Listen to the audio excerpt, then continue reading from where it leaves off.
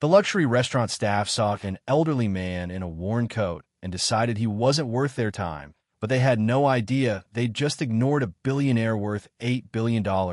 And when manager Ethan Price humiliated the only waitress who helped him speaking perfect Japanese to the confused stranger, he didn't know he was about to lose everything, because Naomi Carter wasn't just any server, she was a woman juggling two jobs to save her brother from dangerous debt, and Kenji Takahara wasn't just any customer. He was a man on the run from corporate enemies, searching for the daughter he'd lost years ago. And when their worlds collided in that moment of unexpected kindness, neither of them knew that one act of compassion was about to change both their lives forever. Just before we get back to it, I'd love to know where you're watching from today, and if you're enjoying these stories, make sure you're subscribed. The crystal chandeliers of Bellevue Heights restaurant cast elegant shadows across white marble floors. Every detail screamed luxury, from the gold-trimmed menus to the velvet booth cushions. It was the kind of place where reservations required a 3-week wait, and servers memorized wine vintages like scripture. Naomi Carter balanced a tray of appetizers on her shoulder, weaving between tables with practiced grace. Her black uniform was crisp despite being 6 hours into her shift. She'd already worked her morning job at the grocery store, and exhaustion tugged at her eyelids, but she kept her smile warm and genuine. The tips from his place helped pay Jordan's community college tuition. That thought alone kept her moving. The front door chimed softly. An elderly man stepped inside, his gray coat simple and unmarked by designer labels. He wore black slacks and polished, but worn shoes. His silver hair was neatly combed, and his posture held a quiet dignity that went unnoticed by the hostess scrolling through her phone behind the podium. Kenji Takahara paused just inside the entrance, his dark eyes scanning the restaurant with careful observation. He noticed the seating arrangements, the flow of servers, the way light caught the glassware. Everything about his presence was understated, almost invisible. The hostess finally glanced up, her expression shifting from boredom to barely concealed disappointment. "Do you have a reservation?" Her tone suggested she already knew the answer. Kenji bowed slightly, a gesture of politeness. "I do not. Is walk-in possible?" His accent was thick, each English word carefully chosen. The hostess sighed, not bothering to check her tablet. "We're pretty full tonight. You'll have to wait." She gestured vaguely toward the entrance area, then returned her attention to her phone. No offer of water. No estimated wait time. No apology for the inconvenience. Kenji nodded and moved to the side, standing near a decorative plant. He studied the menu board on the wall, his brow furrowing slightly as he tried to parse the elaborate English descriptions. Truffle-infused risotto. Pan-seared duck breast with cherry gastrique. Wagyu beef tartare with microgreens. The words blurred together. Minutes passed. Other guests entered and left. Kenji remained standing, hands folded patiently in front of him. The door chimed again. A couple strode in wearing clothes that screamed wealth. The woman's handbag probably cost more than Naomi's monthly rent. The man wore a watch that caught the light with every gesture, demanding to be noticed. Ethan Price, the restaurant manager, materialized instantly. His smile was blindingly white, his suit perfectly tailored. At 33, he'd built his career on knowing exactly who deserved attention and who didn't. "Welcome to Bellevue Heights. Right this way, please." He didn't even glance at his seating chart, leading them directly to the best table near the window. Naomi watched this exchange while refilling water glasses at table 7. Her jaw tightened slightly, but she said nothing. She'd learned that lesson her first week here. Behind her, 2 servers stood near the kitchen entrance, their voices low but not quiet enough.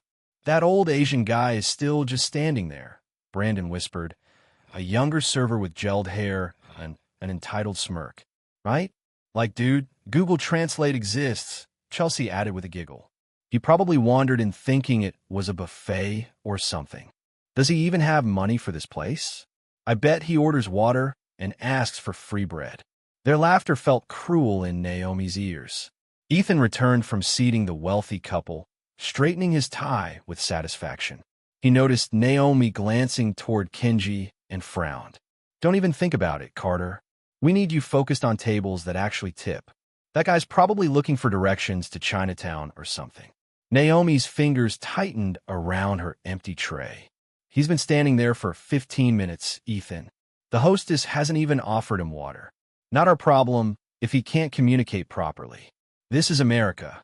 Ethan's voice held finality. Go check on table 12. They asked for you specifically. But Naomi's attention remained on Kenji. She noticed things others missed. The way he shifted his weight, not from impatience, but from discomfort at being ignored. The slight bow he gave whenever someone passed too close, a reflex of ingrained politeness.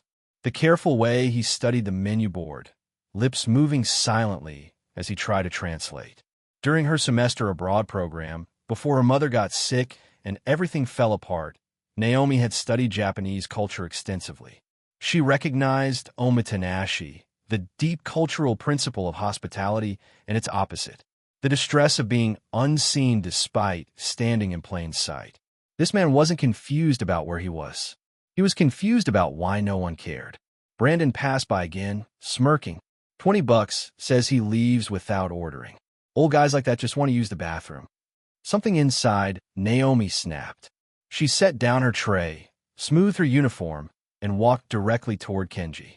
Each step felt like a small rebellion against every unspoken rule Ethan had drilled into them about prioritizing the right clientele. Kenji stood with his back partially turned, still studying the menu board. Naomi stopped a respectful distance away and bowed. Not deeply, but enough to show genuine respect. "Suma Mason," she said softly. Her Japanese was careful but clear. "Nanika o tetsudai dekimasu ka?" "Excuse me, may I help you with something?" Kenji turned, his eyes widening with unmistakable surprise. For a moment, he simply stared at her, as if confirming he'd actually heard his native language in this unlikely place. Then his weathered face transformed. The tension in his shoulders released. His expression shifted from guarded patience to something resembling relief. He bowed deeper than Naomi had, holding it for a long moment. "Hi," he said quietly, his voice thick with emotion. "Arigato gozaimasu." "Yes, thank you very much." Behind them, the restaurant continued its elegant chaos, but in this small pocket of connection, something shifted. Kenji's eyes held gratitude that went beyond simple customer service. He'd been invisible for 20 minutes, and suddenly, someone saw him. "Doko ni suwaritai desu ka?" Naomi asked gently. "Where would you like to sit?" Kenji gestured vaguely, uncertain. Naomi glanced around the dining room, noting the available tables. There was a quiet booth in the corner near the window, currently reserved with a small placard for VIP walk-ins. She made a decision. "Kochura iduzo," she said, gesturing toward the premium booth. "Please, this way." She led him across the restaurant floor, aware of eyes following them. Kenji walked with quiet dignity, his movements deliberate and graceful despite his age.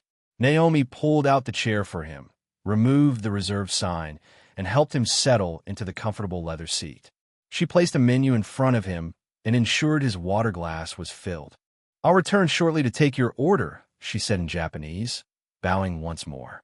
"You are very kind," Kenji replied, his Japanese flowing naturally now that he could speak freely.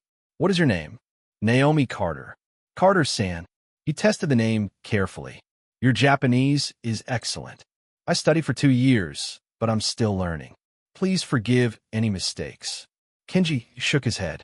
"Your spirit speaks the language perfectly. That is what matters." Warmth spread through Naomi's chest. Before she could respond, a sharp voice cut through the moment. "Carter, my office." Now, Ethan stood near the kitchen entrance, his face red, one finger pointed toward the back. Naomi's stomach dropped. She gave Kenji an apologetic look before hurrying toward her manager. The office was barely larger than a closet, dominated by a desk covered in schedules and complaint forms. Ethan closed the door with more force than necessary. "What the hell was that?" His voice was low but furious. "That table is reserved for VIP walk-ins. You know, people who actually look like they belong in this restaurant." He's been standing there for 20 minutes. The hostess ignored him completely. Because he doesn't fit our clientele. Look at him. He's wearing a coat from TJ Maxx and probably can't even read the menu. And now you've seated him in our best available booth. Ethan's face was inches from hers. Do you know how much money we could lose if actual VIPs see that table occupied by some confused tourist? He needed help. So, now you're a Japanese interpreter? Is that your new job title? Because I thought you were hired as a server, which means you follow seating protocol, not your bleeding heart. Naomi held his gaze, refusing to look down. I seated a customer who needed assistance. That's literally our job. Your job is to maximize tips and make this restaurant look exclusive. That man makes us look like a community center. Ethan jabbed a finger toward the door. If he orders water and soup, that's on you. And if you ever pull something like this again without my approval, you're done here. Understood. Naomi's jaw clenched. She thought of Jordan, of his tuition payment due next week, of the groceries running low at home. Understood, she said quietly. Good. Now get back out there and actually serve tables worth serving. Naomi left the office, her hands trembling slightly. Brandon and Chelsea watched her with barely concealed amusement as she passed. She ignored them, heading straight for the beverage station to steady herself. Across the restaurant, at a small table near the bar, a man in a dark business suit watched the entire scene unfold. Daniel Reeves looked like any other solo diner, his laptop open, a glass of wine beside his tablet. But his attention never wavered from Kenji. He lifted his phone discreetly, angling it to capture a clear photo of the elderly man. The camera clicked silently. Daniel typed a quick message, attached the photo, and sent it to an unlisted number. Target confirmed. Bellevue Heights Restaurant. He has made contact with staff member. Standing by. The response came within seconds. Maintain visual. Report all interactions.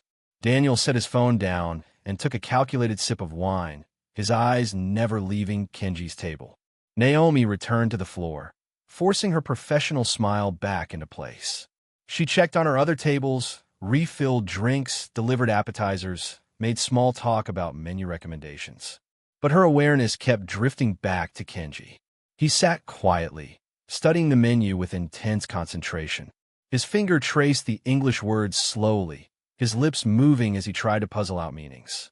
She noticed other things too, the way his hands trembled slightly when he reached for his water, the careful way he placed his napkin in his lap, each movement deliberate and practiced, the patience with which he waited, never once trying to flag down a server or demand attention. When she finally returned to his table, his expression brightened immediately. I apologize for the wait, she said in Japanese. Have you had time to review the menu? Yes, but I must confess I need guidance. The descriptions are very elaborate. Naomi smiled. May I ask what flavors you prefer? I can recommend something. Something simple. I am not fond of heavy sauces or overly complicated preparations. I appreciate ingredients that speak for themselves. Then I recommend the grilled salmon with seasonal vegetables. It's prepared simply, with just lemon, herbs, and olive oil. Very clean flavors. Kenji's eyes warmed. That sounds perfect. Would you like anything to start? Perhaps some miso soup? You have proper miso here? He sounded doubtful. Between you and me, Naomi leaned in slightly. The chef makes it fresh daily. It's quite good. Then yes, please. And green tea, if possible. Of course. As Naomi wrote down his order, Kenji studied her with quiet intensity. May I ask something personal, Carter-san? Of course. Why do your colleagues treat you with such disrespect? I watch the manager scold you.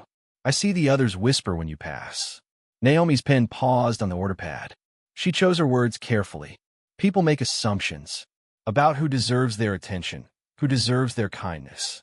She met his eyes. But I learned a long time ago that respect isn't about what people think you're worth. It's about what you know you're worth. Kenji nodded slowly, something like recognition passing over his features. You are very wise for someone so young. I've had good teachers. Life doesn't always give you what you want, but it gives you what you need to learn. Your Japanese is truly remarkable. What did you study? Naomi hesitated, old wounds stirring. I was part of a cultural exchange program in college. I spent a semester in Osaka. Actually, The family I stayed with taught me more than any textbook ever could. And you finished the program? The question landed softly, but Naomi felt its weight. No, I had to come home.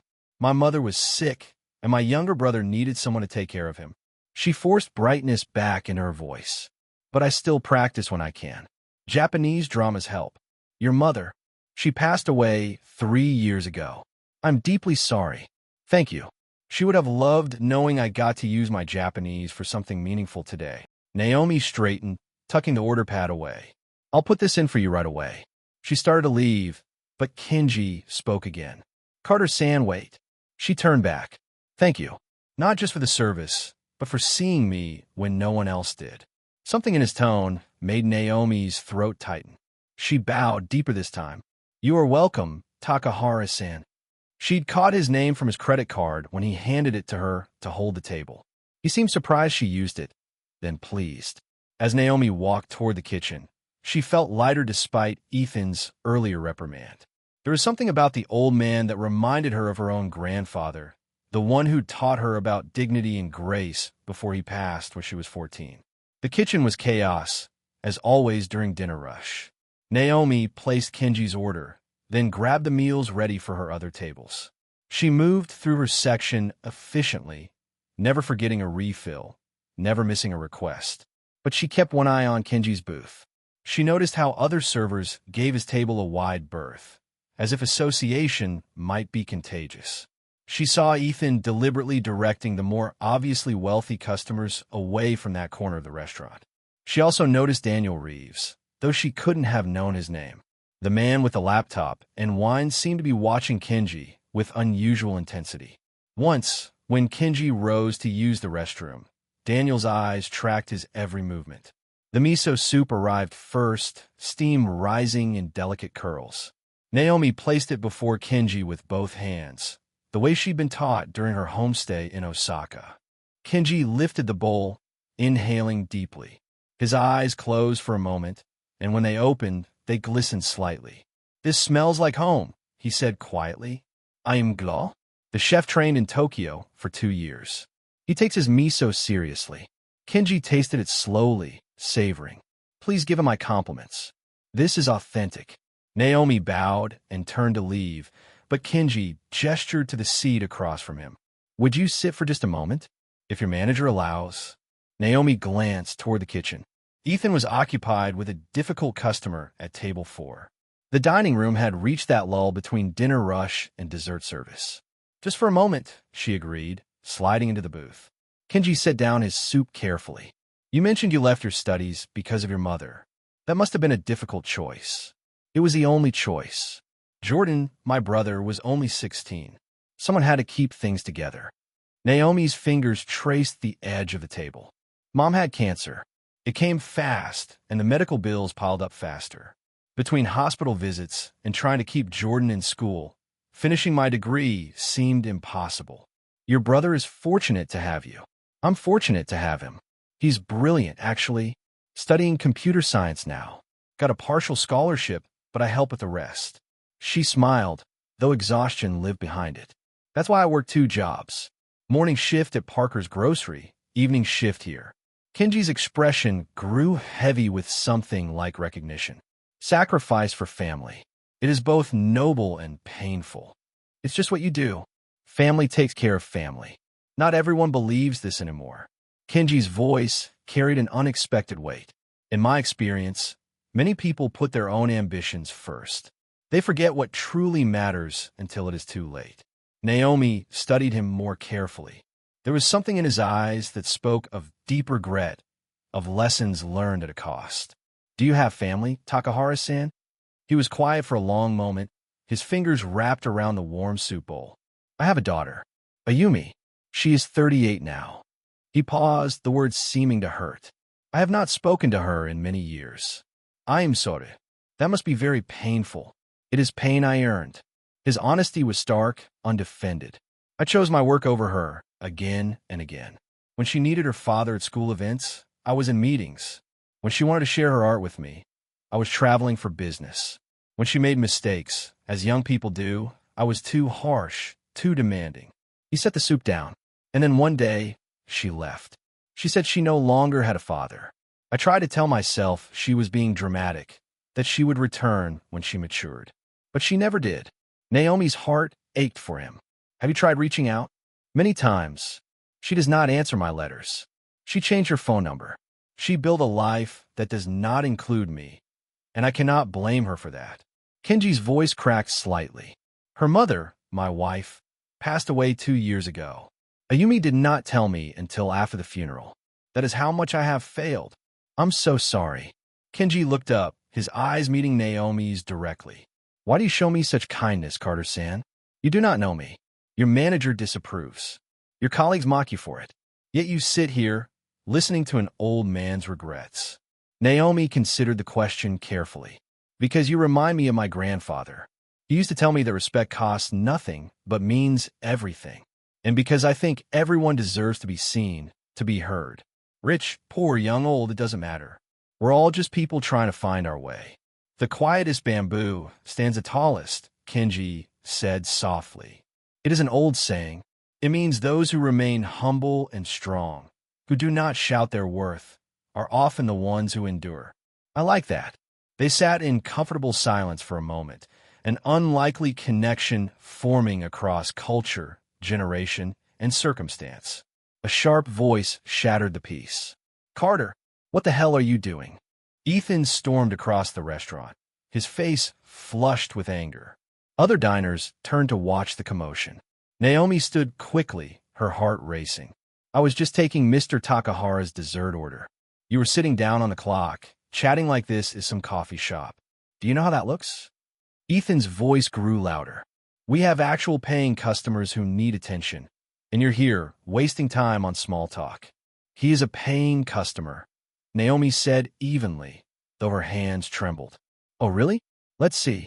1 bowl of soup and water. Wow, what a big spender. Meanwhile, Table 14 has been waiting for their check for 5 minutes, and Table 9 wants a wine recommendation. But sure, keep babysitting someone who's probably going to leave you a $2 tip. Humiliation burned Naomi's cheeks. She was acutely aware of other servers watching, of customers pretending not to listen. I apologize. I'll attend to those tables immediately. You're damn right you will. And Carter, if I catch you sitting down again during your shift, you're cut to weekends only. Got it. Naomi nodded, unable to trust her voice. Ethan turned to leave, but Kenji spoke, his voice quiet but carrying unexpected authority. Excuse me. Ethan turned back, irritation plain on his face. Yes, sir. Is there a problem with your meal? The problem is not with my meal. The problem is with your treatment of this excellent server. Kenji's English was careful but firm. She has shown me exceptional service and courtesy. She is the only employee in this restaurant who has demonstrated true hospitality. And yet you humiliate her publicly for doing her job well. Ethan's smile was condescending. I appreciate your concern, sir, but I manage this restaurant, and I know how to manage my staff. If you have a complaint about your dining experience, I'm happy to speak with you privately. I do not have complaint about dining. I have complaint about you. The bluntness of it made several nearby diners hide smiles behind napkins. Ethan's face darkened. Sir, I'm going to have to ask you to lower your voice. You're disturbing other guests. Then perhaps you should not have created this disturbance by shouting at your employee. You know what? I don't have time for this. Ethan turned away dismissively. Naomi, get back to work. And you, sir, enjoy your soup. I'm sure they'll cover your bill nicely. The sarcasm dripped like venom. Naomi hurried away, mortified, aware that every eye in the restaurant had witnessed her humiliation.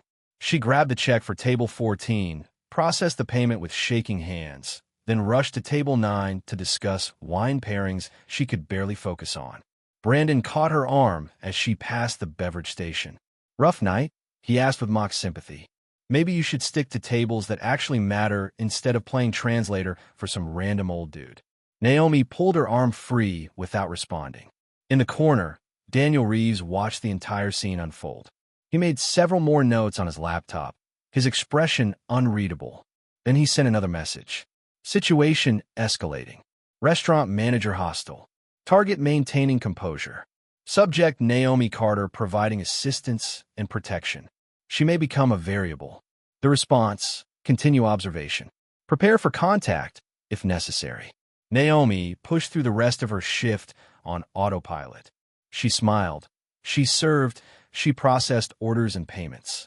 But inside, she felt hollowed out. She needed this job. Jordan's tuition was due in 12 days, and her checking account was already stretched thin. Her phone buzzed in her apron pocket. She stepped into the staff hallway and checked the message. Jordan, Naomi, I need to talk. It's important.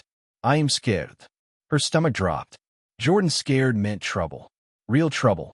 Can't talk now, she typed back. Still working. What happened? 3 dots appeared, then disappeared. Then appeared again. Those guys I told you about.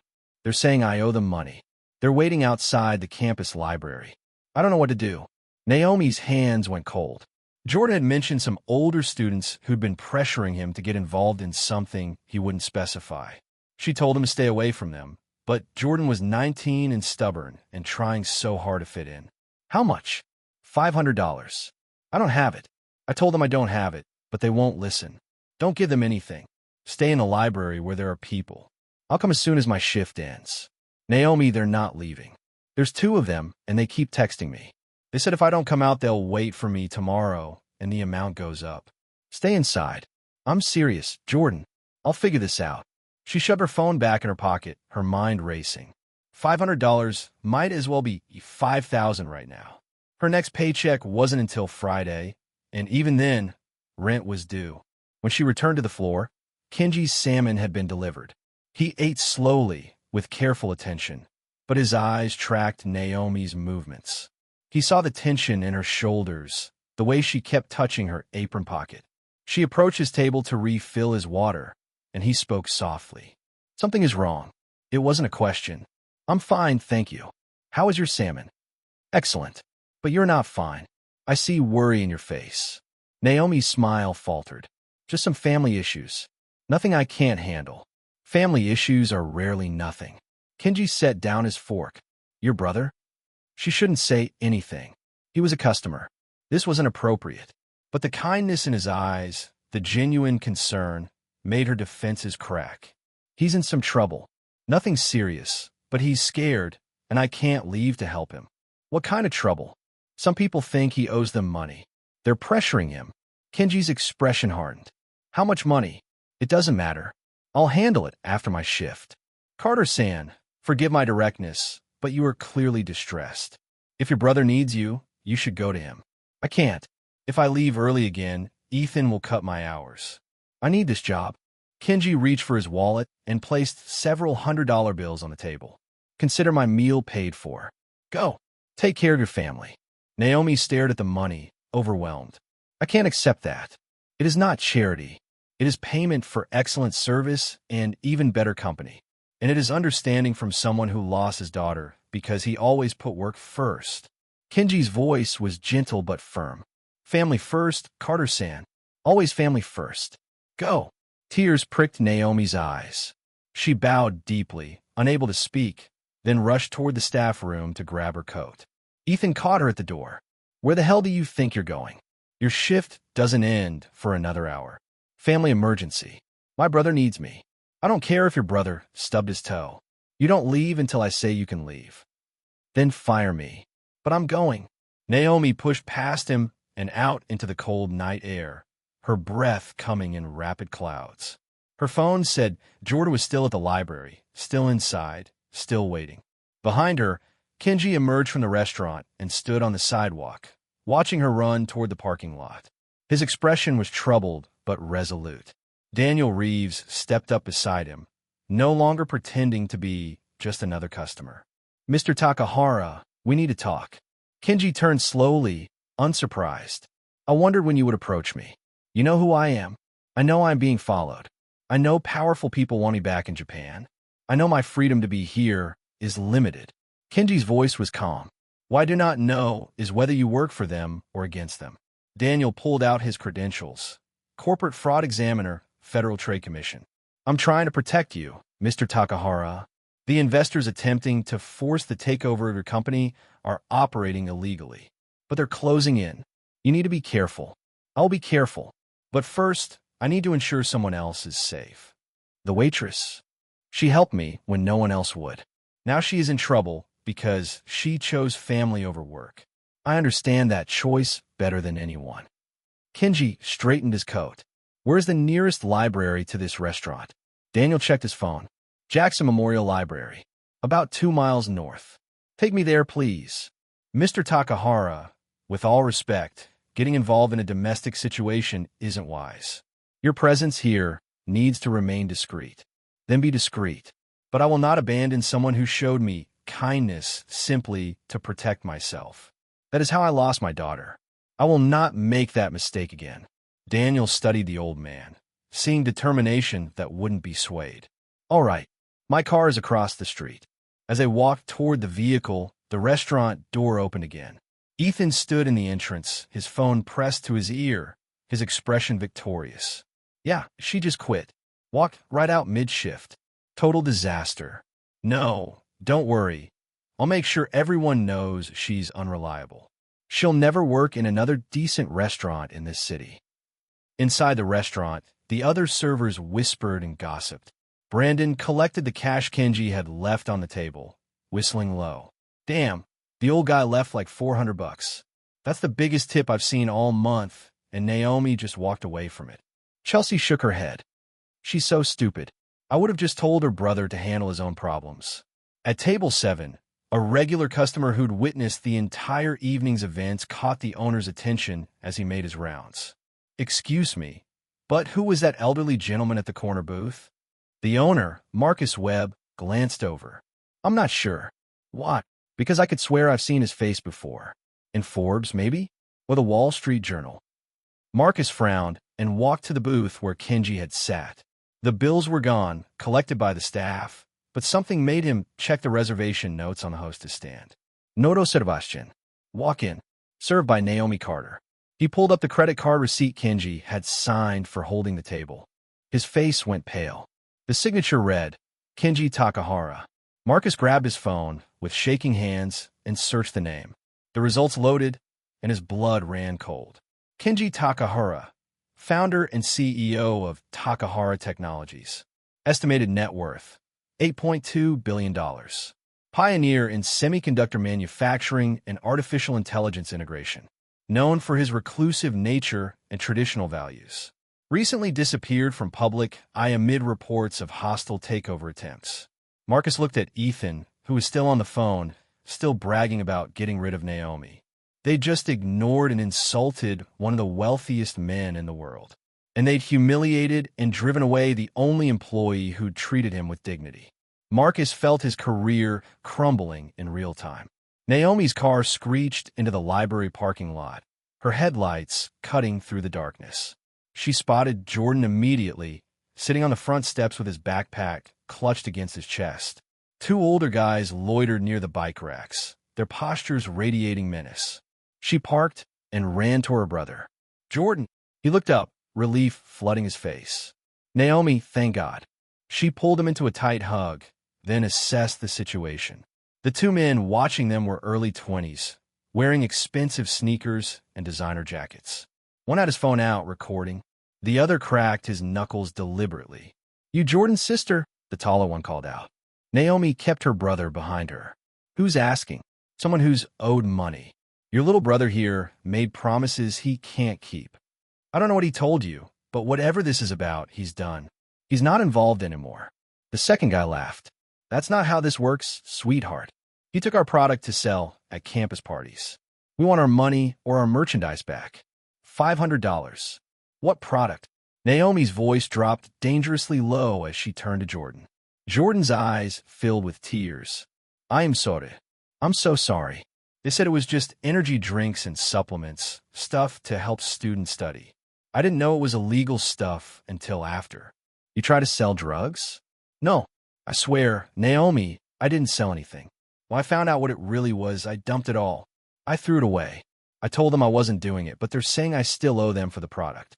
The taller guy stepped closer. See, that's the thing about business. You break the merchandise, you bought it. Now we need our money tonight, or your brother's gonna find out what happens to people who waste our inventory. Naomi's phone buzzed. A text from an unknown number. Stay calm. Help is coming. Before she could process it, Headlights swept across the parking lot. A sleek black sedan pulled up, and Daniel Reeves stepped out, followed by Kenji. The two men near the bike racks tensed immediately. "Everything all right here?" Daniel's voice carried authority that made the dealers step back instinctively. "None of your business, old man. This is between us and the kid. Actually, it became my business the moment you started threatening minors." Daniel pulled out his federal credentials, letting the light catch his badge. "Daniel Reeves, Federal Trade Commission, Corporate Fraud Division. And before you tell me I'm out of my jurisdiction, you should know I have friends in every branch of law enforcement." The shorter dealer grabbed his partner's arm. "Bro, let's go. We're not done here." "Yeah, we are. This isn't worth it." They backed away toward a car parked in the shadows, but not before the taller one pointed at Jordan. "This ain't over, kid. You better watch yourself." The car peeled out of the parking lot. Naomi's legs nearly gave out. She held Jordan tighter, and Kenji approached them slowly, his expression gentle. "Are you both unharmed?" he asked in English, his accent thick but his concern clear. "Yes, thank you. Thank you so much." Naomi's voice shook. "I don't understand. How did you know where to find us?" "I told Mr. Takahara about the situation," Daniel explained. "He insisted on helping." Jordan looked between Kenji and Naomi, confusion written on his young face. "Who is this?" "This is Mr. Takahara. He was dining at the restaurant tonight. And your sister showed me the greatest kindness when no one else would," Kenji added. "When I learned she left work to protect you, I could not simply return home. I know too well the cost of choosing work over family." Naomi's eyes stung with tears. "You didn't have to do this." "Yes, I did. For my own conscience, if nothing else." Kenji turned to Jordan. "Young man, those people who threatened you, they prey on students like you. They make it seem easy, profitable, safe. But they are dangerous, and they will destroy your future if you let them." Jordan hung his head. "I know. I was so stupid. I just wanted to help Naomi. She works so hard for me, 2 jobs, always tired. And I thought if I could make some quick money, I could pay my own tuition, maybe buy her something nice for once. Your intentions were good. Your methods were foolish." Kenji's tone was firm but not unkind. "But you recognized your mistake before it was too late. That shows wisdom. What if they come back?" Daniel answered this time. "They won't. I got their license plate and their faces on camera. I'll be filing a report tonight. If they're smart, they'll stay far away from campus." Naomi wiped her eyes roughly. "I don't know how to thank you both." "You already thanked me by being yourself," Kenji said simply. "Now, it is late, and you both should go home. Rest. Tomorrow will be better." As Naomi and Jordan got in her car, she watched through the rearview mirror as Kenji stood in the parking lot, looking older and more tired than he had at the restaurant. Daniel said something to him, and Kenji nodded slowly before getting back into the sedan. The drive home was quiet. Jordan stared out the window, shame and relief warring on his face. "I really am sorry, Naomi. I know you are, and we'll talk about this properly tomorrow. But Jordan, you can't ever do something like this again. You scared me half to death. I thought I was helping. You helped by staying safe and finishing school. That's all I need from you." When they reached their small apartment, Jordan went straight to his room. Naomi collapsed on the worn couch, exhaustion crashing over her like a wave. Her phone buzzed with multiple messages. 3 from Ethan, "You're fired. Don't bother coming back. I'll mail your final check." 1 from Chelsea, "Heard you walked out. That was crazy. Good luck finding another job." And 1 from an unknown number. "This is Marcus Webb, owner of Bellevue Heights. Please call me immediately. It's urgent." Naomi stared at that last message. The owner never contacted servers directly. Her stomach knotted. This had to be about her leaving mid-shift.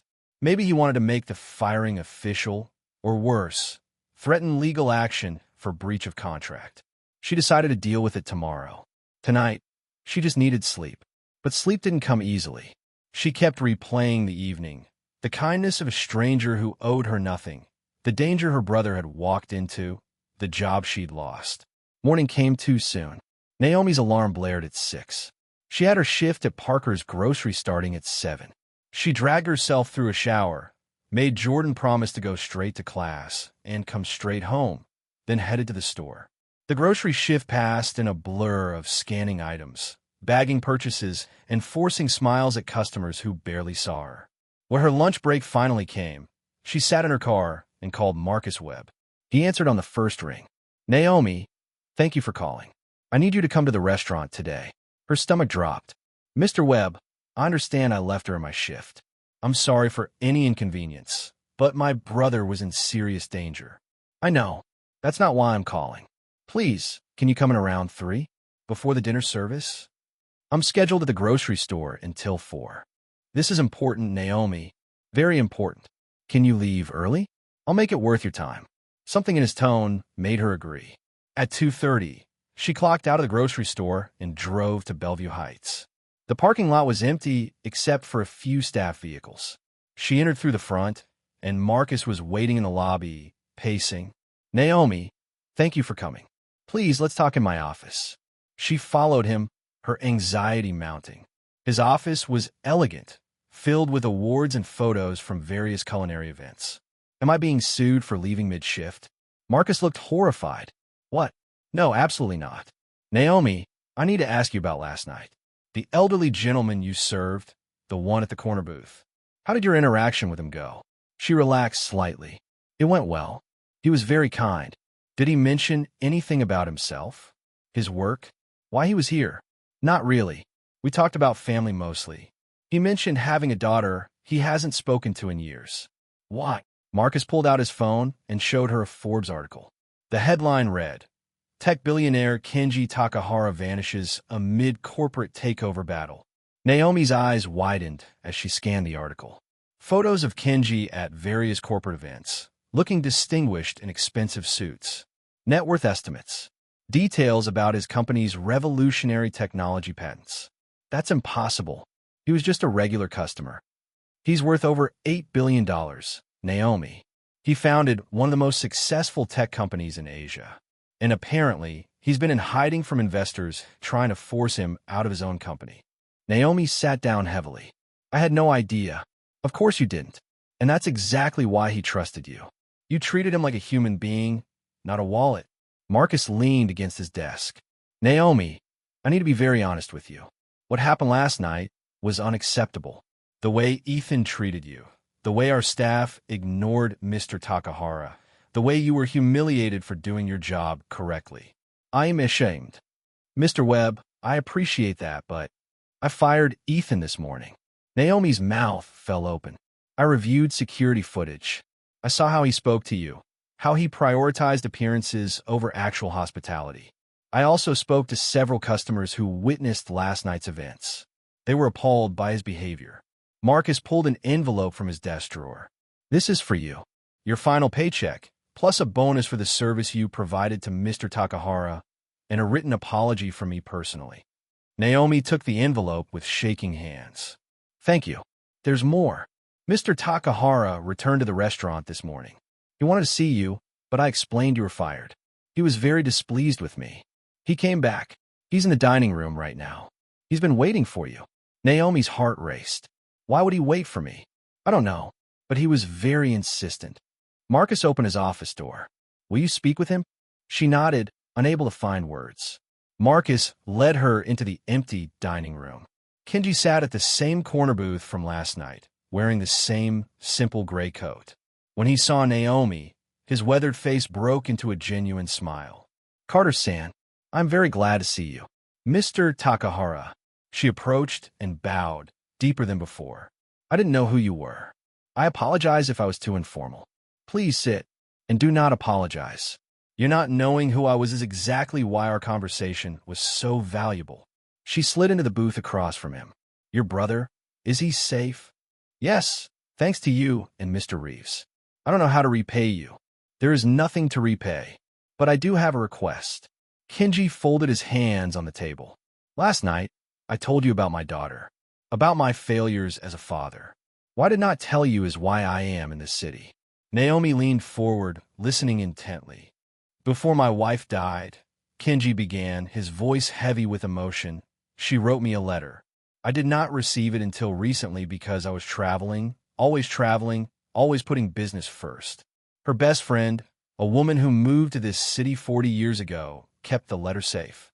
The woman at the library last night? Kenji looked surprised. You knew we went there? Mr. Webb told me you returned this morning. I guess you had other business in the city. Yes. The librarian, Mrs. Yamamoto, was my wife's childhood friend. She gave me the letter last night after you left. Kenji's hands trembled slightly. My wife wrote about her deepest wish, that I would find Ayumi and make peace with her before it was too late. She included information about where Ayumi might be, what name she uses now, how to reach her.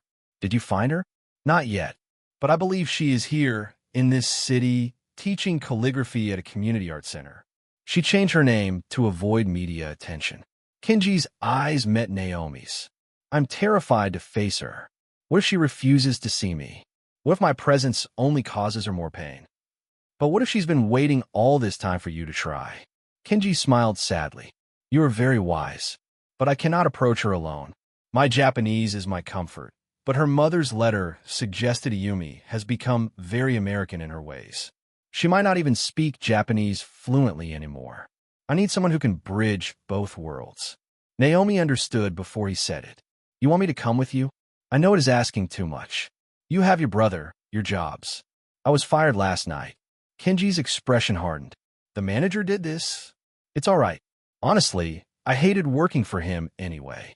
It is not all right. You lost your income because you showed me kindness. I lost my income because I chose my brother over a bully. I'd make the same choice again. Before Kenji could respond, the restaurant's front door opened. Daniel Reeves entered, his expression urgent, followed by two men in expensive suits. Mr. Takahara, we have a situation. The two men approached the booth, and Naomi recognized the predatory confidence of corporate lawyers. Mr. Takahara, the older one, said, we represent the consortium of investors who hold 43% of Takahara Technologies. We've been trying to reach you for 6 weeks, and I have been avoiding you for 6 weeks. I believe that sends a clear message. Sir, with all respect, you cannot simply abandon your company. The board has called for an emergency meeting. Your presence is legally required. I am on personal leave. Personal leave requires board approval for a CEO. You disappeared without authorization. The stockholders are getting nervous, and that's affecting share prices. Kenji remained calm. My company has excellent leadership in my absence. The stock will recover. The younger lawyer stepped forward. Mr. Takahara, we can do this easily, or we can do this with court orders. Either way, you're returning to Japan with us tonight. Daniel moved between them and the booth. Gentlemen, Mr. Takahara isn't going anywhere unless he chooses to. You have no legal authority to force him. We have authorization from the board of directors. A board of directors is not a court of law. Unless you have an actual warrant, you need to leave this restaurant. The older lawyer's eyes narrowed. We know about the investigation, Mr. Reeves. We know you've been looking into our business practices, but we've done nothing illegal. Then you have nothing to worry about. Now leave. The tension in the room was suffocating.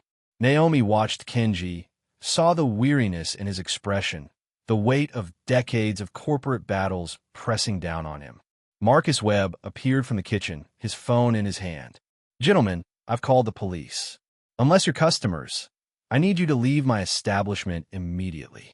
The lawyers exchanged glances, then the older one placed a business card on the table. Mr. Takahara will be at the Meridian Hotel. Think carefully about your next move. The board meeting is scheduled for Monday in Tokyo. If you're not there, they will vote to remove you as CEO. Everything you built will be taken by people who don't understand your vision. They left, and the restaurant fell silent. Kenji picked up the business card and turned it over slowly in his fingers. They're not wrong, he said quietly. If I do not return, I lose my company.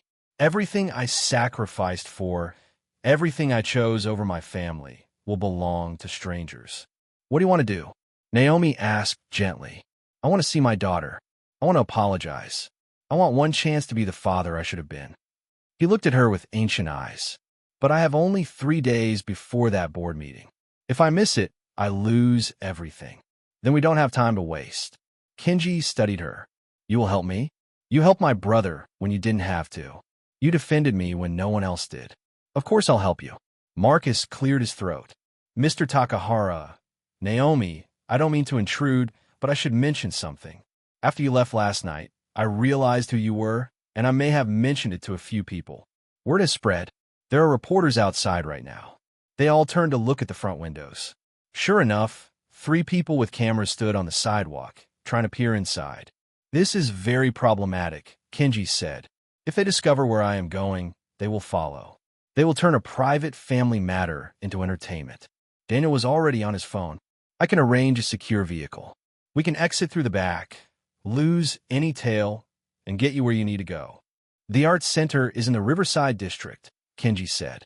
According to my wife's letter, Ayumi teaches calligraphy classes on weekday afternoons. Naomi checked her phone. It was 3:40.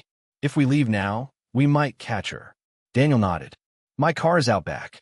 Let's move before more press shows up. They hurried through the kitchen, past surprised line cooks and dishwashers, and out the rear exit. Daniel's sedan sat in the alley, engine already running remotely. As they climbed in, Naomi caught sight of movement. A camera flash from the corner of the building. Someone had spotted them. Drive, Daniel said sharply, and they pulled out into traffic. The drive to Riverside took 20 minutes. Kenji sat in the back seat beside Naomi, his hands clenched together, his breathing shallow. What if she will not see me? He whispered in Japanese. Then we try again tomorrow, Naomi answered in the same language. And the day after. Until she's ready. There may not be another day. If I miss the board meeting, then you miss it. Mr. Takahara, which matters more, the company you built or the daughter you lost? He closed his eyes. I have asked myself this question for 2 years. Every night, I wake up knowing the answer. But letting go of something you work your entire life for is not simple. Nothing important is ever simple. They pulled up to the Riverside Community Arts Center, a converted warehouse with large windows and colorful murals on the walls. Through the glass, Naomi could see several classrooms, each filled with students engaged in different activities. Daniel pointed. That room there in the back. Those look like calligraphy supplies. Kenji's breath caught. A woman stood at the front of the classroom, demonstrating brush strokes on a large paper. She was slender, with long black hair pulled into a loose bun, wearing simple clothes that were covered in ink stains. That is her, Kenji whispered. That is my Ayumi. His hand reached for the door handle, then froze. I cannot do this. I am not ready. Naomi took his other hand. You will never feel ready. But your wife wanted this. Ayumi deserves this. And you need this. Kenji looked at her, tears gathering in his eyes. Will you come with me? I do not think I can walk in there alone. Of course. They got out of the car, leaving Daniel to keep watch. The Arts Center's front door was unlocked, and they entered quietly. Music drifted from one classroom, pottery wheels hummed in another, and the smell of paint and creativity filled the air. As they approached the calligraphy room, Ayumi looked up. For one frozen moment, father and daughter locked eyes across the space. Recognition flashed across Ayumi's face, followed immediately by shock, then something that looked like pain. She set down her brush carefully, spoke briefly to her students, and walked out of the classroom into the hallway. Kenji followed, and Naomi stayed a few respectful steps behind. Ayumi's voice was cold, controlled. How did you find me? Your mother's friend, Mrs. Yamamoto. She gave me a letter your mother wrote before she died. Mom knew where I was. Yes, she respected your wish for privacy, but she left me a way to find you, hoping I would be brave enough to try. Ayumi's composure cracked slightly. And what do you want? Forgiveness? Reconciliation? Some heartwarming moment you can take back to your board members to prove you're human? The words cut deep. Kenji flinched but stood his ground. I want to apologize. I want to tell you that you were right about everything. I was a terrible father. I chose my company over you, over your mother, over everything that mattered. And I have regretted it every single day since you left. Regret doesn't change the past. No, it does not. But perhaps it can change the future. Ayumi's eyes finally shifted to Naomi. Who is she? My name is Naomi Carter. I'm helping your father with translation, but really, I'm just here for moral support. You're American? Yes. And you speak Japanese? I studied in Osaka for a semester. Something in Ayumi's expression softened marginally. Why would you help him? What is he paying you? He's not paying me anything. He helped my brother when he didn't have to. He defended me when my boss humiliated me. He showed me kindness when he had every reason to worry about his own problems instead. Naomi chose her next words carefully. Your father told me about you, about how he failed you. He doesn't expect you to forgive him. He just wants the chance to say he's sorry. Ayumi's eyes glistened. Do you know what it's like to spend your childhood competing with a company for your father's attention? To perform in recitals he never attended? To win art competitions he never acknowledged? To need him after mom got sick, only to have him send assistance instead of coming himself? No, Naomi said honestly, but I know what it's like to lose a parent. And I know that anger and pain are easier to carry than grief. But they're also heavier in the long run. Ayumi looked at her father, really looked at him, perhaps for the first time in years. She saw the gray hair, the deep lines around his eyes, the tremor in his hands. You look old, she said softly. I am old, and I am tired, and I have wasted too much time on things that do not matter. Kenji's voice broke. Your mother's last wish was for us to reconcile. I do not know if that is possible, but I had to try. I owed her that much. I owe you that much. The hallway fell silent except for the distant sounds of art classes continuing in their creative bubble. Finally, Ayumi spoke. I can't forgive you today. Maybe not tomorrow either. But I'll listen. For mom's sake, I'll listen. Kenji's shoulders sagged with relief. He bowed deeply, holding it until Ayumi placed a hand on his shoulder. Stop. People are staring. He straightened, and for the first time in years, father and daughter stood in the same space without anger as the only bridge between them. Naomi stepped back, giving them room, her heart full of hope for this broken family finding its way back together. Outside, Daniel received a text message. His face went pale as he read it. The corporate lawyers had gotten a court order. Federal marshals were being dispatched to bring Kenji back to face the board. They had less than an hour before everything changed.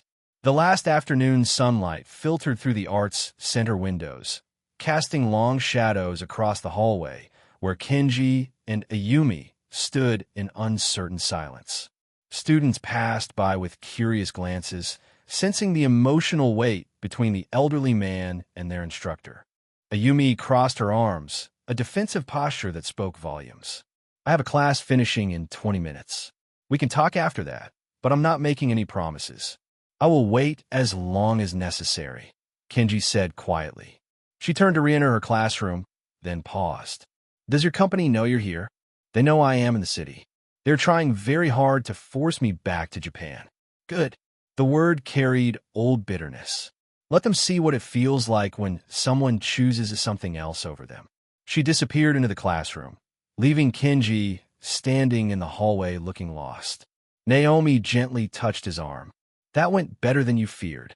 She agreed to talk. That is more than I deserve. They returned to the lobby, where Daniel was pacing near the entrance, his phone pressed to his ear. When he saw them, his expression was grim. We have a problem. The corporate lawyers filed an emergency petition claiming you're mentally unfit to make decisions due to age-related decline.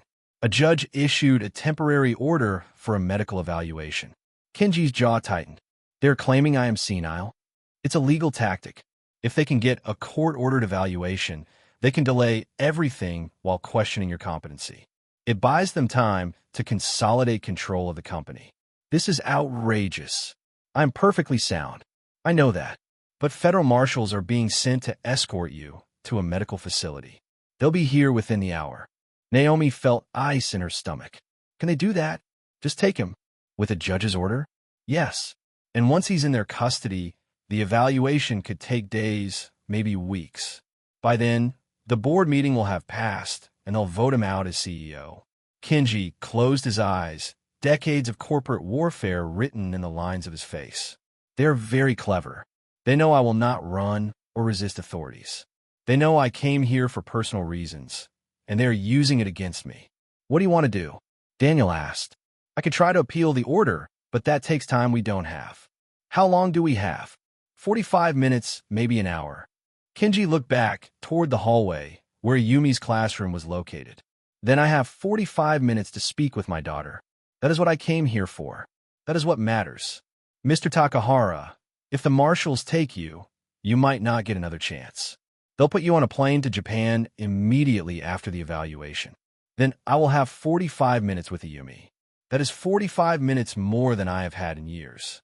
Daniel started to argue, then stopped. He recognized the quiet determination in Kenji's voice. Some decisions transcended logic. Naomi's phone buzzed. Jordan calling. I need to take this, she said, stepping away. Jordan? What's wrong? Nothing's wrong. I just wanted to check on you. You left work early, and I was worried. I'm Fine. I'm helping Mr. Takahara with something important. The old guy from last night? Naomi, I looked him up. He's a billionaire. Like an actual billionaire. It's all over the news that he's missing. He's not missing. He's exactly where he needs to be. Are you safe? Some of these articles make it sound like there's corporate espionage and hostile takeovers and all kinds of serious stuff. Warmth spread through Naomi's chest. After everything with the drug dealers, Jordan was still worried about her. I'm safe. I promise. Are you at home? Yeah. I skipped my afternoon class. I felt weird going after last night. That's okay. Just stay home, lock the door, and I'll be back in a few hours. Naomi. Yeah. Thank you for coming to get me last night.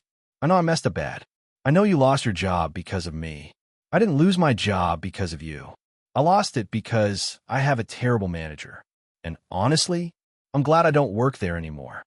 Still, you're the best sister anyone could have. You're not so bad yourself when you're not making terrible decisions. Jordan laughed, and they said goodbye. When Naomi returned to Daniel and Kenji, the older man was watching her with gentle eyes. Your brother is well? He's fine. Worried about me helping you, actually. He is protective of you. That is good. It means he learned from his mistake. 20 minutes crawled by.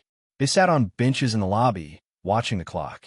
Students filtered out as classes ended, and the building grew quieter.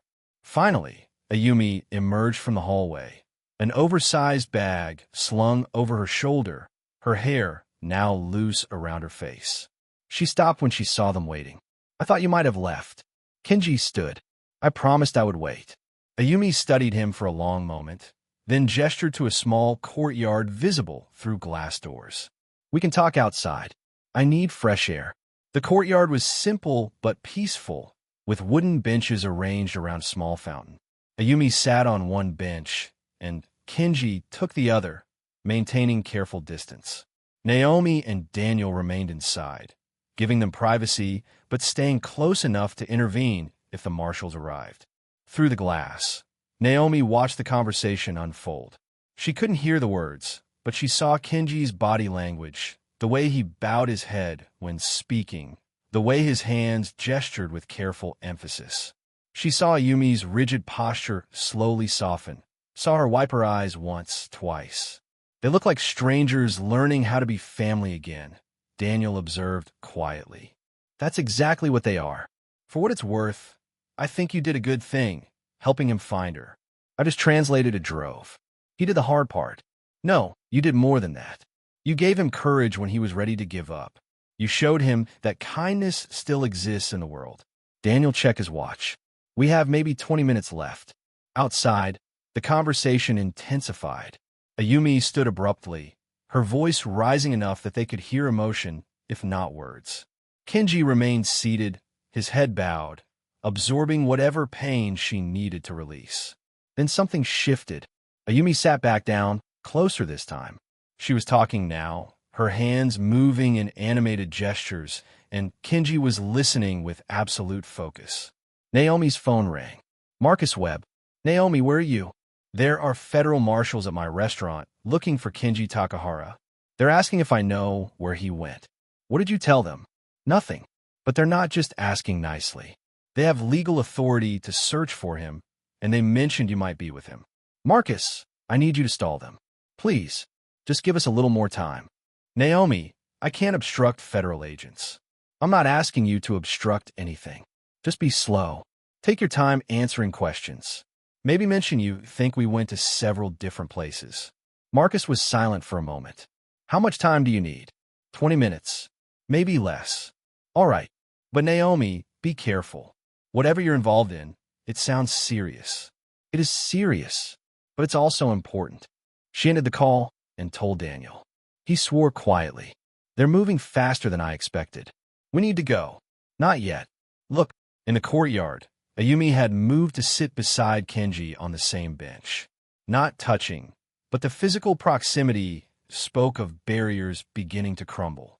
Kenji was crying now, silent tears streaming down his weathered face, and Ayumi's own eyes were red and swollen. 5 more minutes, Naomi said firmly. They deserve 5 more minutes. Daniel nodded, though tension radiated from him. Those 5 minutes felt eternal and too brief at once. Finally, Ayumi and Kenji stood. They faced each other, and then, with visible hesitation, Ayumi embraced her father. It wasn't a long embrace, and it looked awkward, unpracticed after years of distance. But it was real. Naomi felt tears on her own cheeks. They came back inside, both looking emotionally exhausted. Ayumi's eyes were puffy, her voice hoarse. I can't promise everything is fixed. I can't promise I'm ready to have you back in my life completely. But Mom wanted this, and I owe her the effort to try. That is more than I hoped for, Kenji said. Thank you, Ayumi. Thank you for listening. I have one condition. Anything. No more choosing the company over family. If we're going to try this, you have to actually be present. Not just physically here, but actually present. Kenji nodded. I promise. No more company before family. Daniel cleared his throat. I hate to interrupt, but we really need to leave. Now, what's happening? Ayumi asked. Federal marshals are coming to take your father for a medical evaluation. It's a legal maneuver by his company to force him back to Japan. Ayumi's expression hardened. Of course it is. They can't let him be human for 5 minutes. We should go, Kenji said to Naomi and Daniel. I will not let you two get in trouble for helping me. Where will you go? Ayumi asked. I do not know. Away from here before the authorities arrive. Come to my apartment. It's 10 minutes away, and they won't think to look there. Kenji looked surprised. You would hide me? I'm still angry with you. But I'm angrier at the people trying to control you. Ayumi kapheapake. Let's go. They drove in 2 cars to avoid attention. Ayumi led in her small hybrid, with Kenji riding beside her.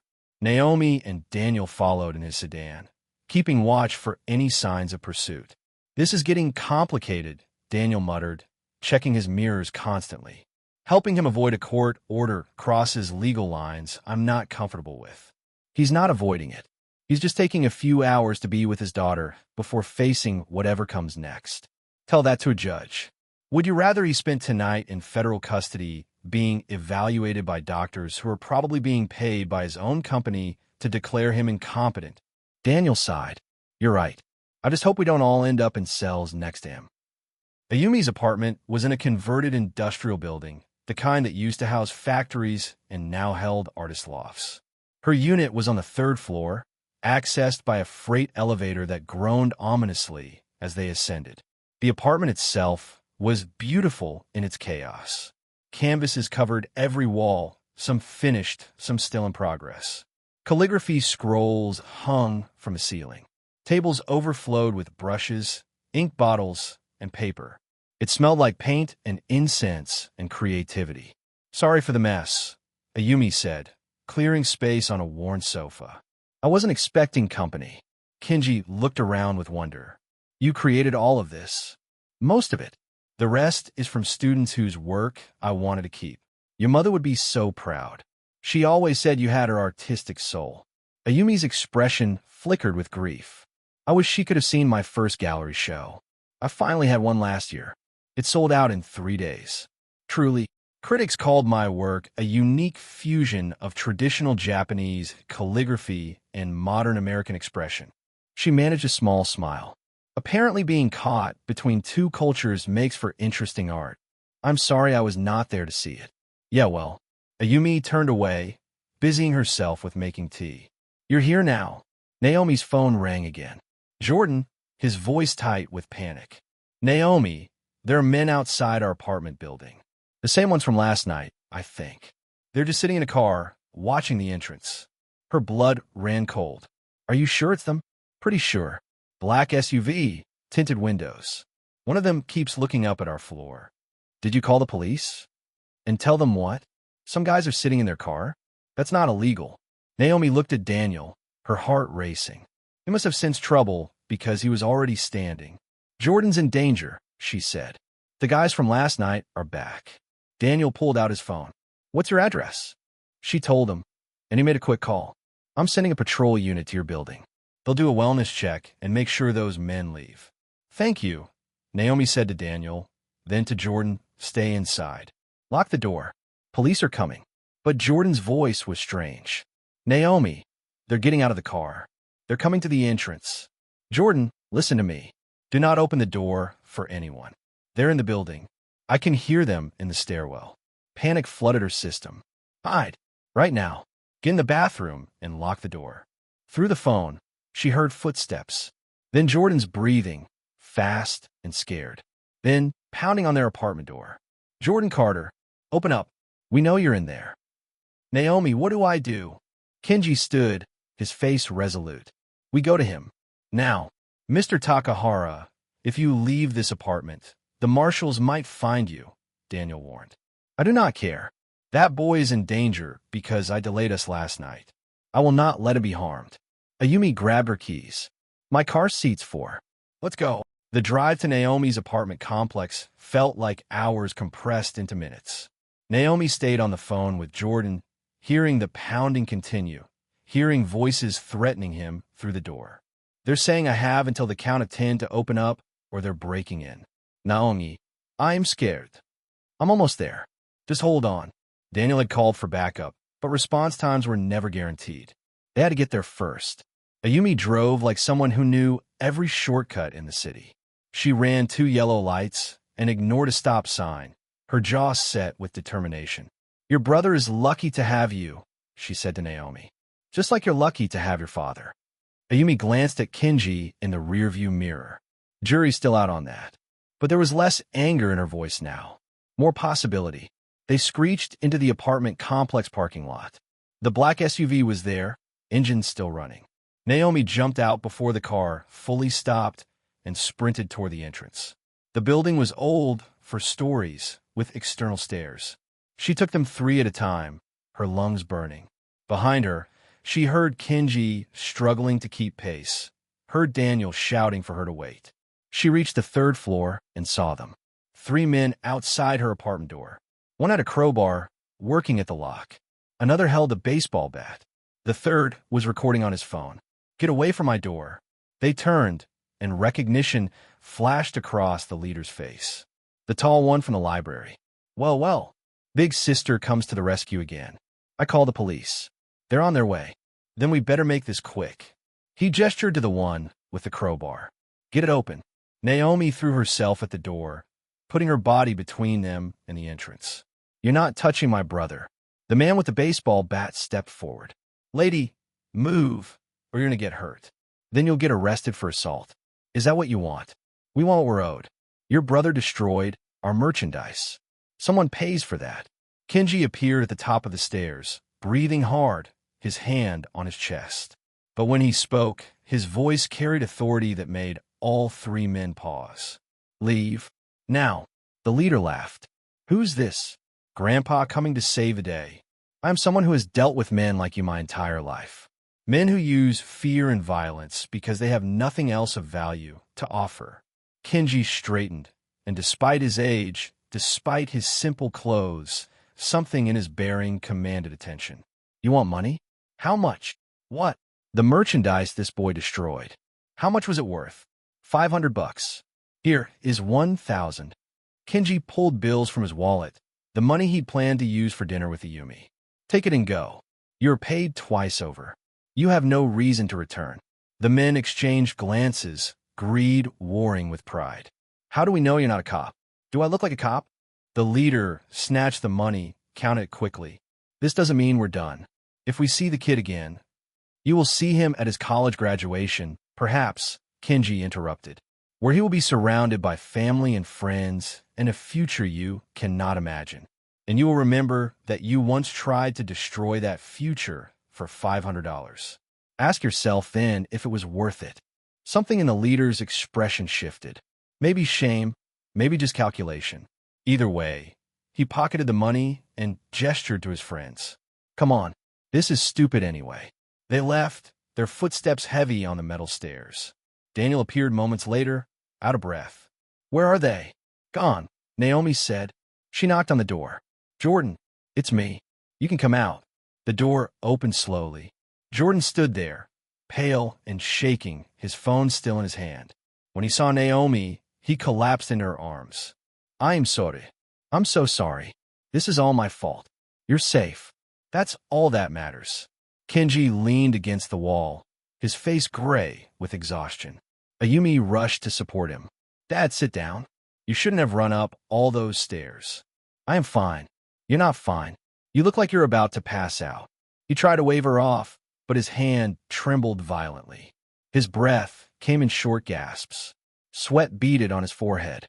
Mr. Takahara, Naomi's medical training from her brief time as a nursing student kicked in. His lips had a slight blue tinge. His skin was clammy. Are you having chest pain?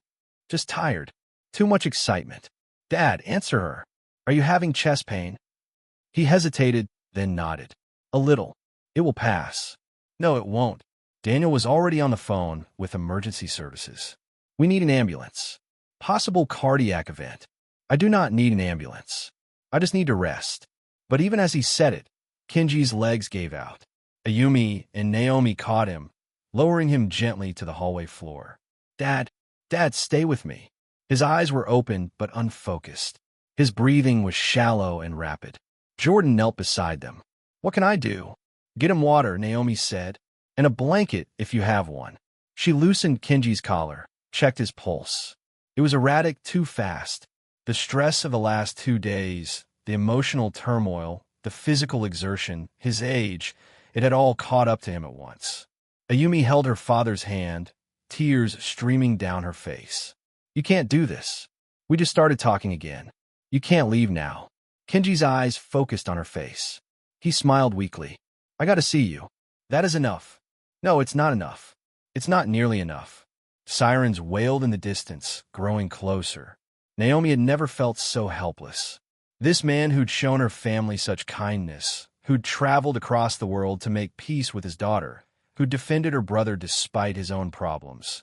He was slipping away right in front of them. Jordan returned with water and a blanket.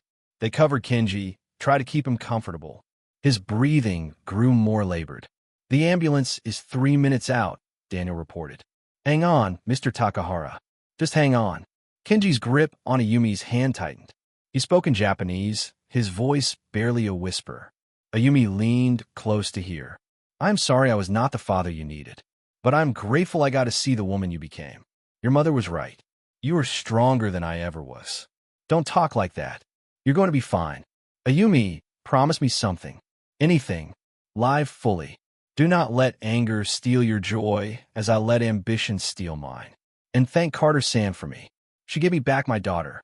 His eyes closed. Dad. The paramedics burst through the stairwell door moments later, equipment in hand. They took over immediately, professional and efficient. Vital signs checked. For started. Oxygen administered. Questions asked and answered in rapid succession. They loaded Kenji onto a stretcher, and Ayumi refused to leave his side. She climbed into the ambulance with him, her face a mask of fear and determination. As the ambulance pulled away, lights flashing, Naomi stood in the parking lot feeling the weight of everything that had happened. Daniel put a hand on her shoulder. You did everything you could. I dragged him all over the city. I let him run up 3 flights of stairs when he should have been resting. You helped him find his daughter. You helped him make peace before it was too late. Those are gifts, Naomi. Whatever happens now, you gave him those gifts. Jordan stood beside her, silent tears running down his face. She pulled him close. Is he going to die? Jordan whispered. I don't know. I hope not. They stood there together, watching the ambulance disappear into the evening traffic, carrying a father who'd finally found his way home only to risk losing everything just as it began to matter again. The emergency room at Memorial Hospital was a controlled chaos of beeping monitors, hurried footsteps, and urgent voices. Naomi, Jordan, and Daniel sat in the waiting area. the fluorescent lights harsh against their exhausted faces.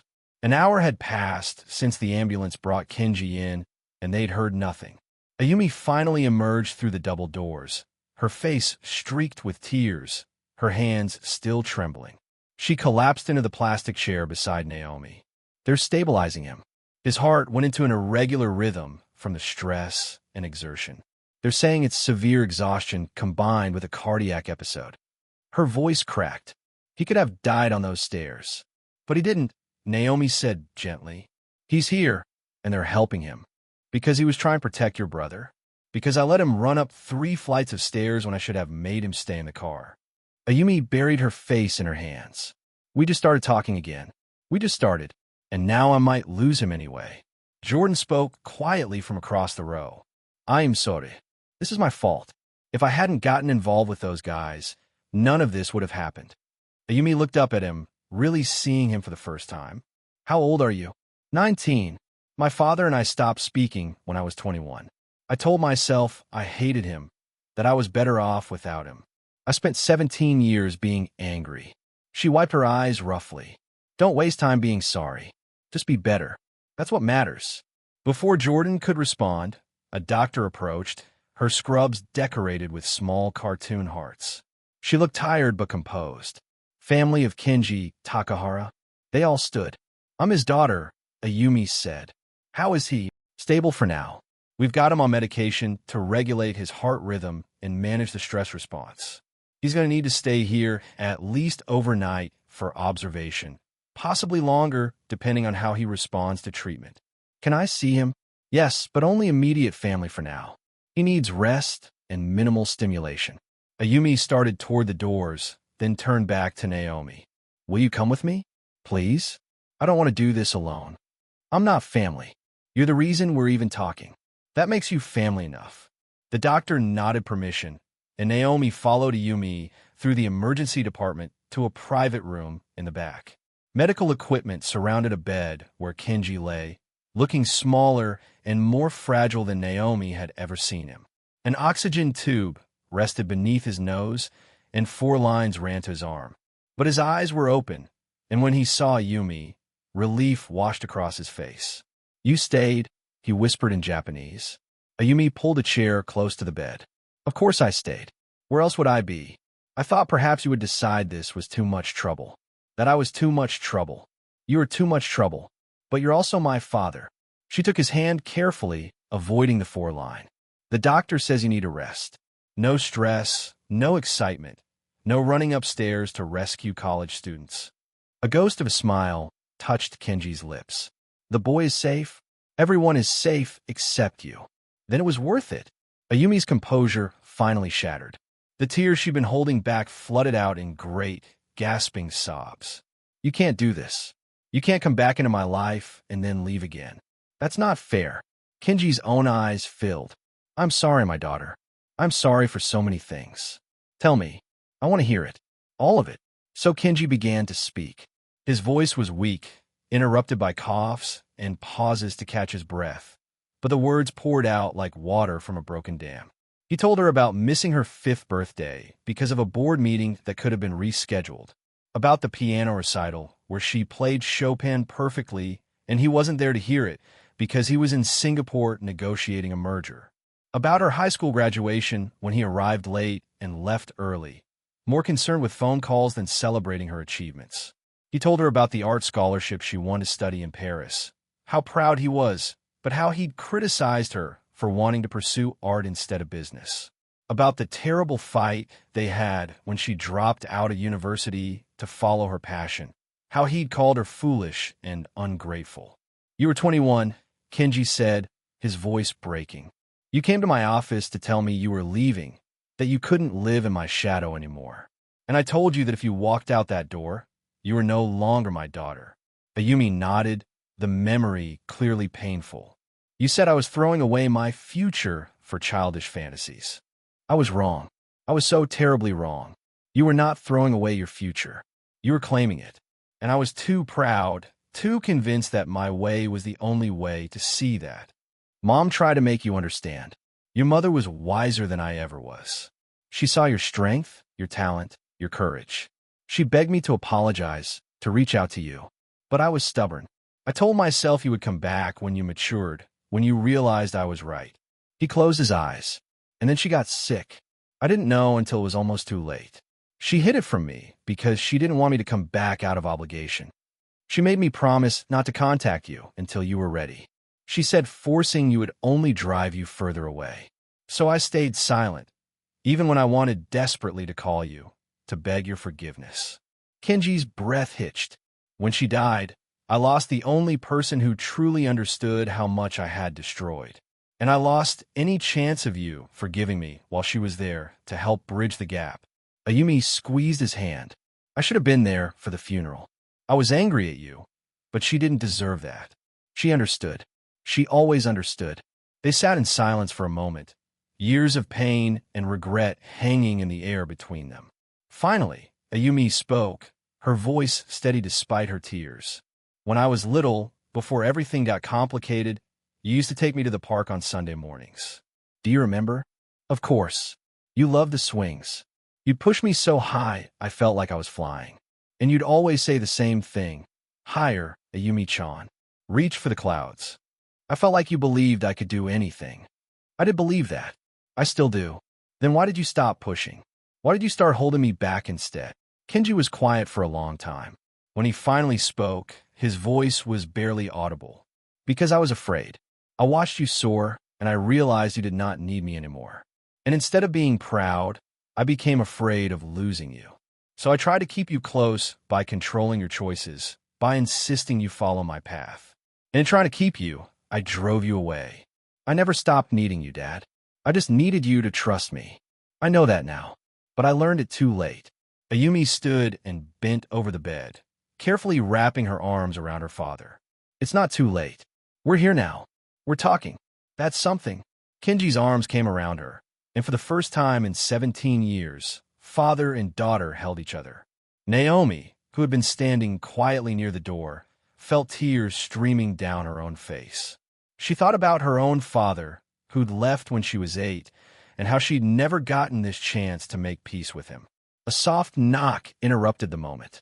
Daniel stood in the doorway, his expression apologetic. I'm sorry to intrude, but there's a situation. The federal marshals are here. They found out Kenji was admitted and they're demanding to speak with him.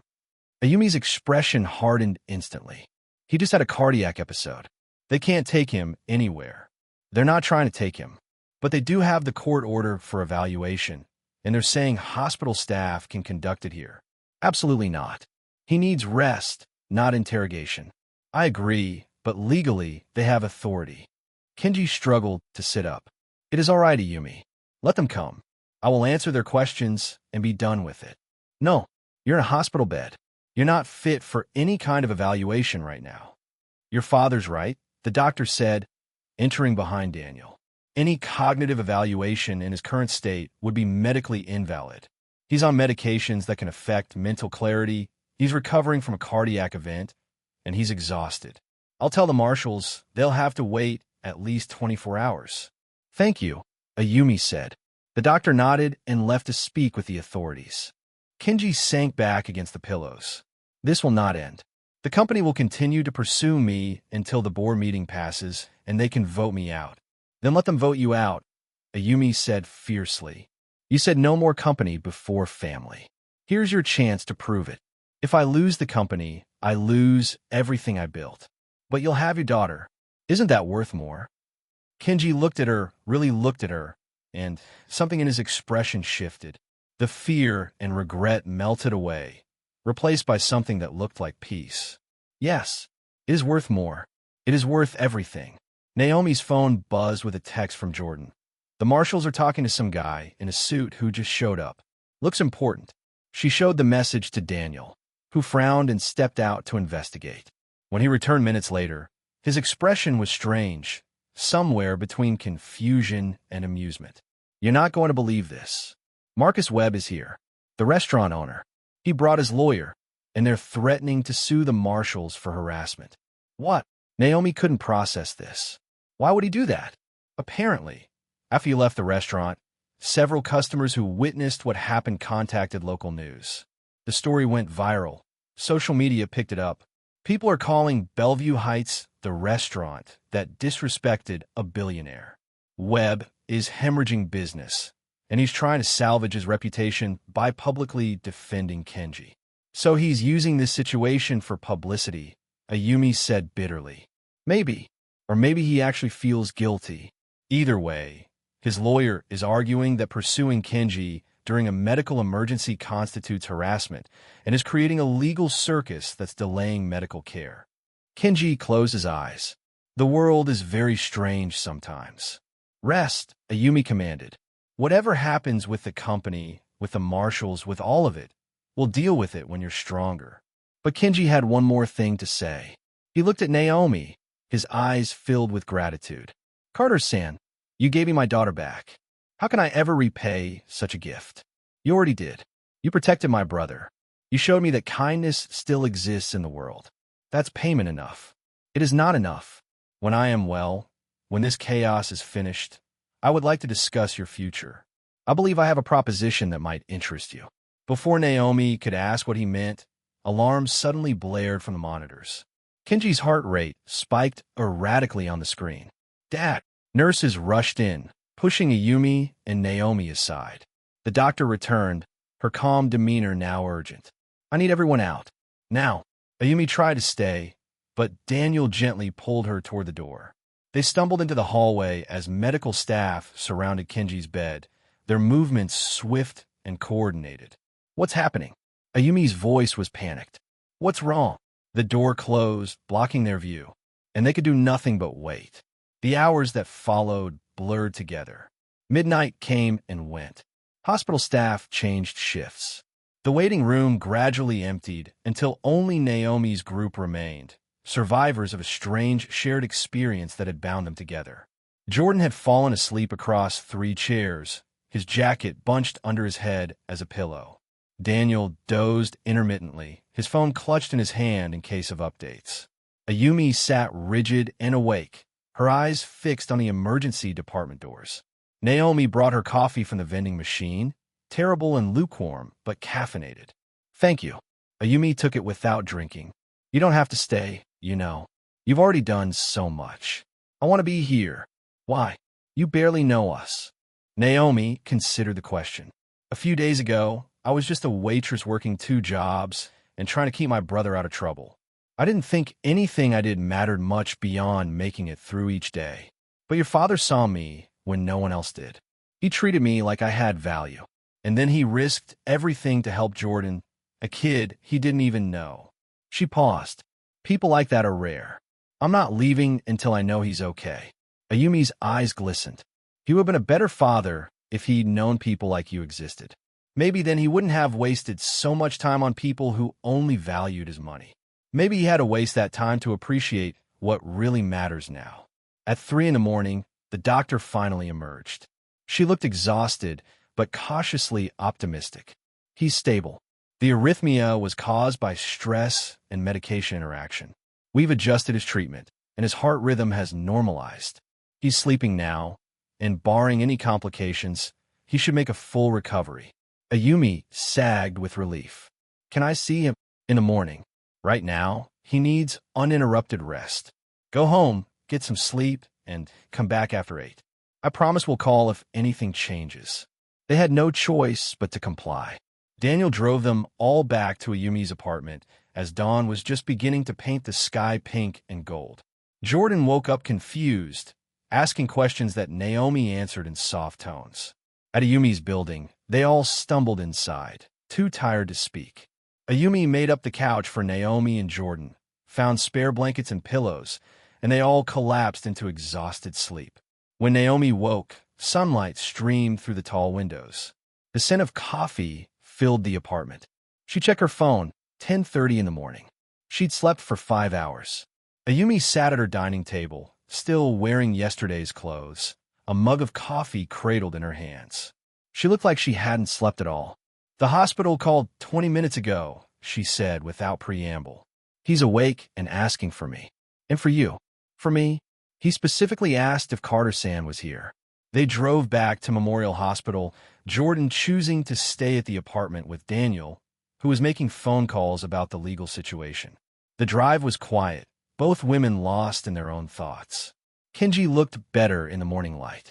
Color had returned to his face, and though he still had oxygen and monitors attached, his eyes were clear and focused. "Carter-san, Ayumi, good morning. How are you feeling?" Naomi asked, like a foolish old man who does not know his own limits. He smiled weakly, but grateful to be alive. Ayumi took her usual position beside his bed. "The doctor says you'll need to stay another day or two. No arguments." "I would not dare argue with you." Kenji looked between them. "I have been thinking all night about priorities and choices, about what truly matters. Dad, you should rest, not think. Rest and thinking are not mutually exclusive, and I have made a decision." He pressed a button to raise his bed slightly.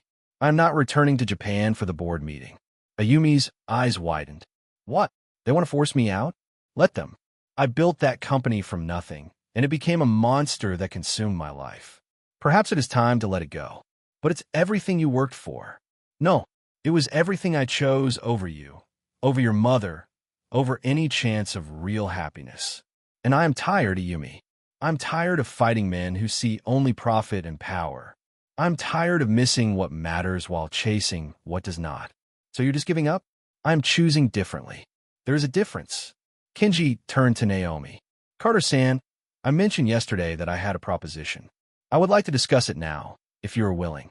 "Of course. You speak Japanese fluently. You understand cultural nuances that most Americans miss. You have grace, intelligence, and most importantly, genuine compassion for others. These are rare qualities, especially in the corporate world." Naomi had no idea where this was going.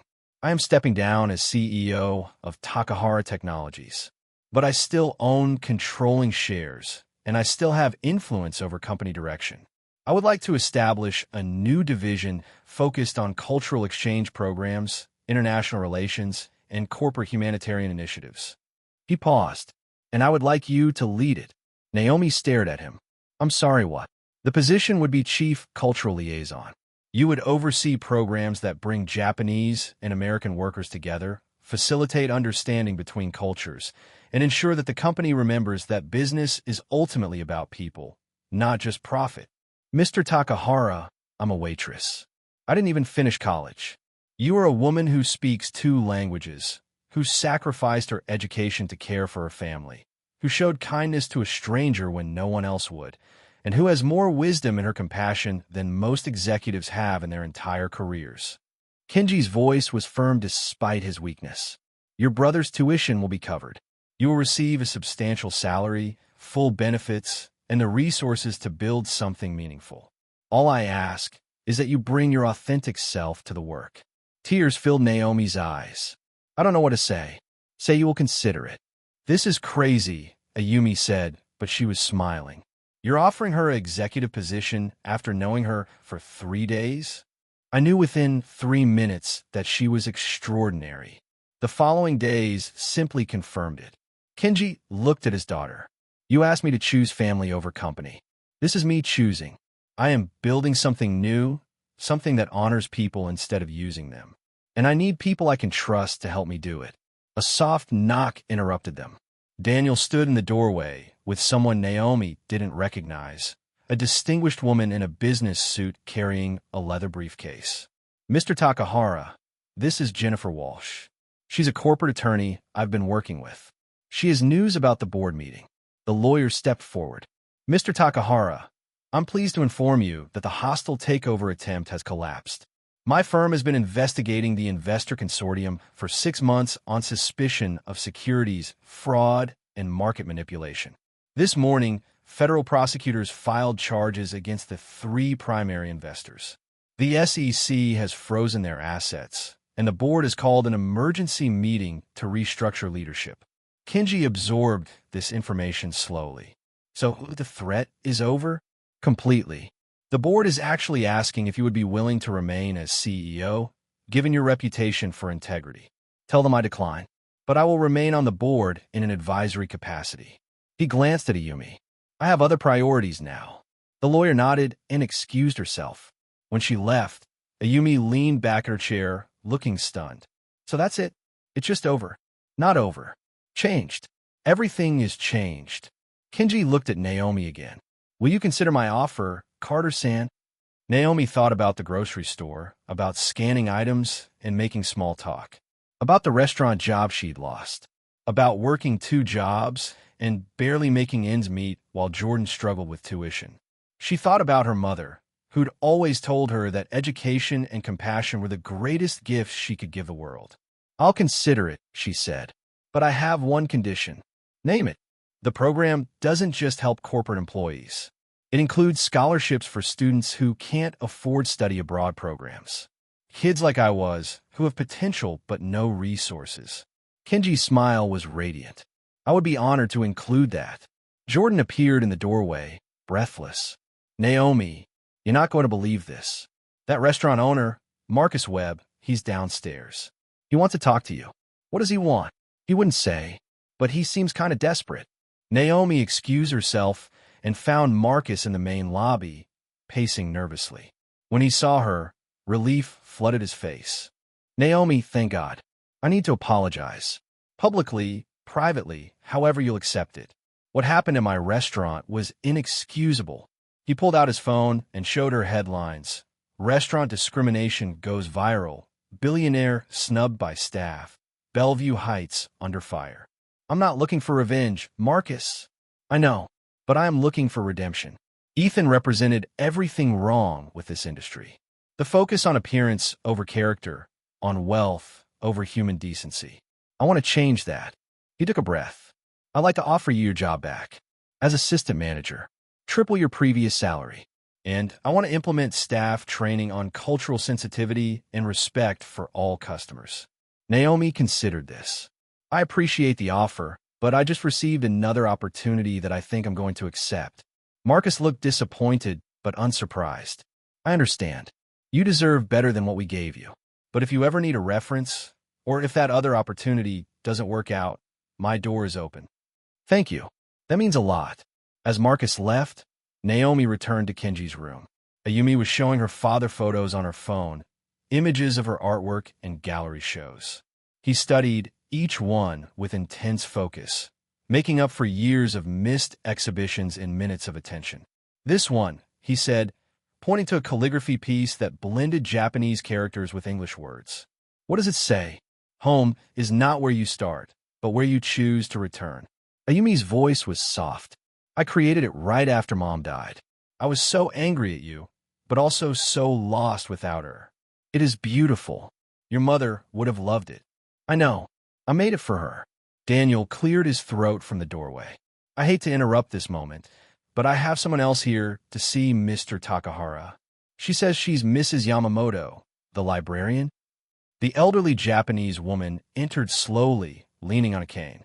Her face lit up when she saw Kenji. Takahara-san, I heard about your heart. I was so worried. Yamamoto-san, thank you for coming. Kenji bowed as much as his position allowed. Thank you for keeping my wife's letter safe all these years. She made me promise to give it to you when the time was right. I believe the time was very right. Mrs. Yamamoto looked at Ayumi. You must be Ayumi-chan. Your mother showed me so many photos. You look just like her. Ayumi stood and bowed deeply. Thank you for helping my father find me. I did nothing. Carter-san did all the important work. The old woman smiled at Naomi. You have a gift for bringing families together. The room grew quiet, filled with a peace that felt hard-earned and precious. Kenji's voice was weak, but content. I came to this city to find my daughter, but I found so much more. I found kindness from a stranger. I found second chances. I found what truly matters. He looked around at the gathered faces. I found family. 3 months later, Naomi stood in a small Japanese garden that Kenji had commissioned in a public park.